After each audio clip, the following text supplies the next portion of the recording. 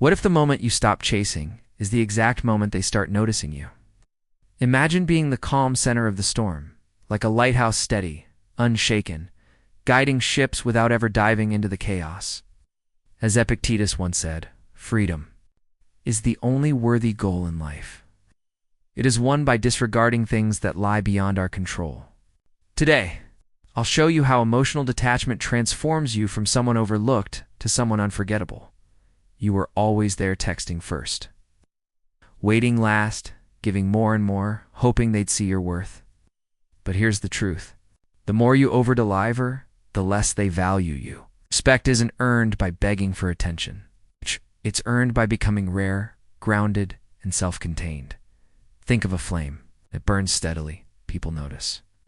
But when it's always within reach, they forget its warmth. Emotional detachment isn't coldness. It's clarity. It's the courage to stop bleeding for someone who won't stop cutting. Marcus Aurelius wrote, "You have power over your mind, not outside events. Realize this and you will find strength." When you stop auditioning for roles in other people's lives, you start starring in your own story. Certainty kills desire. When they know you're always orbiting them like a planet around the sun, they lose curiosity. But when you stand still, when you stop explaining, begging, or overgiving, you create contrast. Contrast is what sparks pursuit. Silence often speaks louder than words. It's like stepping out of the crowd. It's letting your absence paint a picture of your true worth. Detachment means choosing yourself first. You're no longer chasing love that costs you your peace. You're simply letting your presence and your absence speak for you. Seneca once said, "He who is brave is free."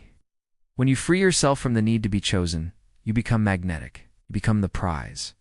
Call to action if you feel this truth stirring in your soul. Say it out loud. I am the silence. Let it echo in your life, and watch how people respond when they can no longer control your energy. Stay with me. What comes next might be the turning point you didn't know you needed. They crave what they can't control. You were never too much. They were simply too comfortable being chased.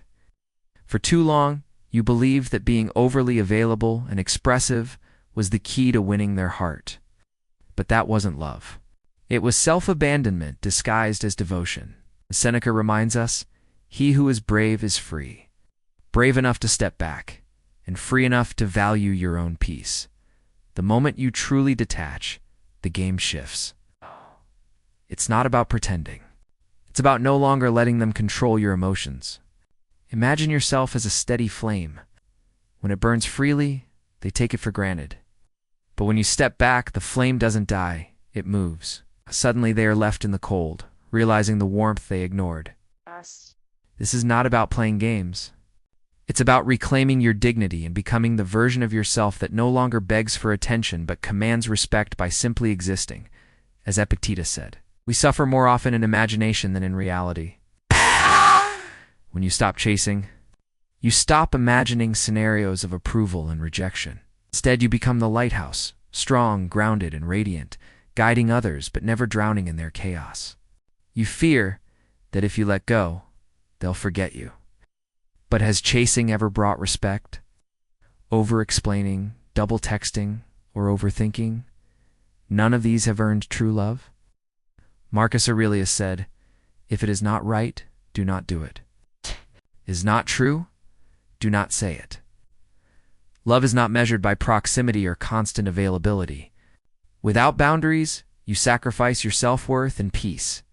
At the start, they were drawn to you because you were whole. Somewhere along the line, you gave them the blueprint to your heart too quickly, making yourself predictable. Desire thrives on mystery. By reclaiming your energy and no longer reacting to their silence, you restore that sense of mystery. This is not about punishment, but about choosing standards over self-sacrifice.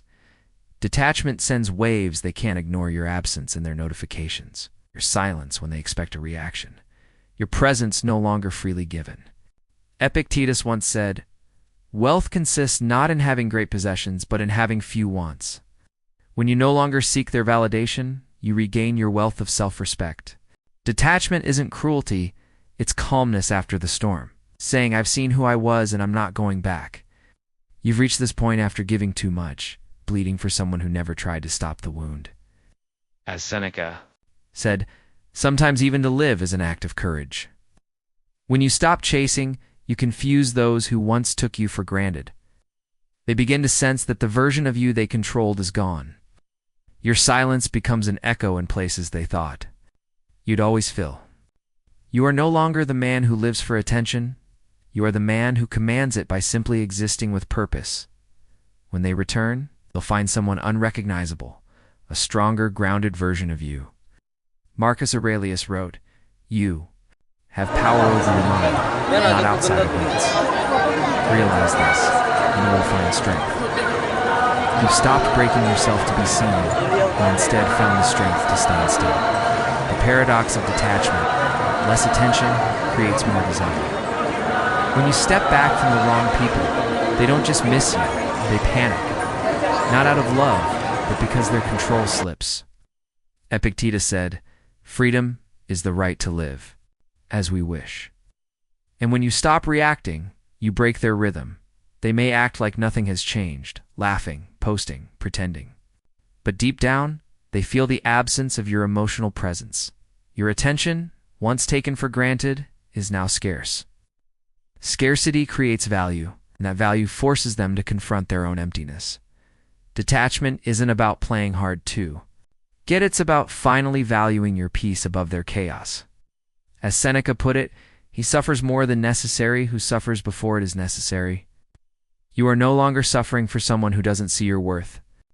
Imagine a stage light that always followed them. It was warm, constant, familiar. They danced in it, never questioning its presence. But now, that light is off. The room is cold, and they are just another face on the stage. That's the power of your silence. This silence isn't punishment. It's clarity. It's your soul whispering, "This no longer serves me." People are addicted to validation. They crave knowing someone is thinking about them. When you withdraw that attention, they scramble to regain it.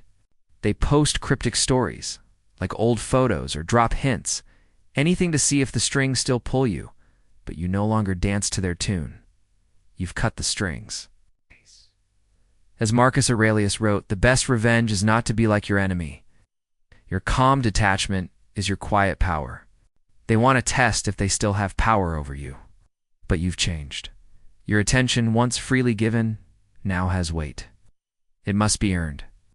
When you pull back, you leave not just silence, but an echo, a reminder of what they can no longer take for granted. Your strength lies in selective access. You no longer overgive, over-explain, or show up uninvited. Epictetus reminds us, "No man is free who is not master of himself." Mastery means valuing your time, energy, and presence. By choosing this path, you teach them and yourself that your value does not come from being endlessly available. It comes from your ability to stand still, self-contained, and unshaken. Your power is in walking your own path, in reserving your energy for what aligns with your purpose. When you detach, they begin to chase not the old version of you, but the memory of the person they can no longer reach. Scarcity breeds desire, but be careful, their return is not always about love. Sometimes, it's just about regaining access. If you give in too quickly, you reset the cycle and the desire fades. As Marcus Aurelius said, "You have power over your mind, not outside events."